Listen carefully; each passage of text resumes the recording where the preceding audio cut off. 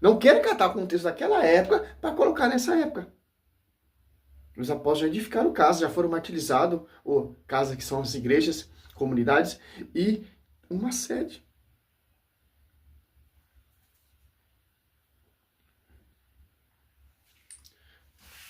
Meu, falar a verdade, pô, dá até raiva de ver esses vídeos desses caras, pô. Pelo amor de Não, o Deus, pô. terrorista Paulo, né? Não.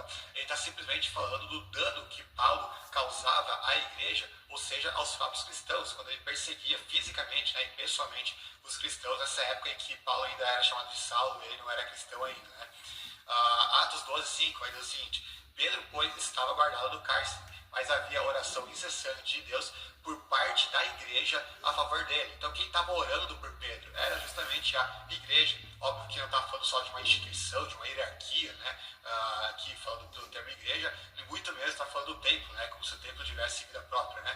Não, está falando simplesmente dos cristãos que oravam por Pedro. Esses cristãos são chamados aqui de igreja. Mais um texto, Atos 15:4. Chegando a Jerusalém, foram bem recebidos pela igreja, pelos apóstolos e pelos presbíteros, a quem relataram tudo o que Deus tinha feito por meio deles. Aqui é interessante notar que alguns vão dizer que realmente a igreja não é um templo, a igreja não é exatamente a instituição, mas vão definir a igreja como sendo a hierarquia, né? Então, como se fosse a cúpula, né? É chamada de igreja. O resto é só os leitos, né?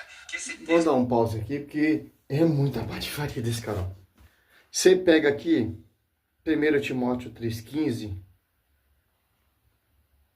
Olha só.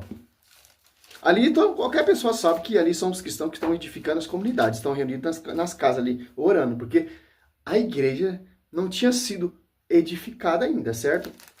Olha só, você pega Timóteo 3,15, ó.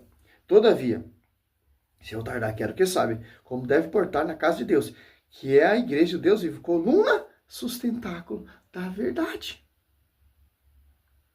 Essa igreja que é 1 Pedro 5,13, que é a eleita, ela é coluna, sustentáculo da verdade. As comunidades São Timóteo, as comunidades as Tessalonicenses, as comunidades aos Coríntios, as comunidades aos Efésios estão sob o pastoreio, sob a jurisdição dessa igreja eleita. Por enquanto ali, esses versículos que o Lucas Gonzalez está citando, é simples, só você ler o texto. Os cristãos, sim, oravam nas casas ali. Atos 12 ali. Atos 12:5, para a libertação de Pedro. Atos Apóstolos 12:1 ali. Tiago foi martirizado pelo rei Herodes.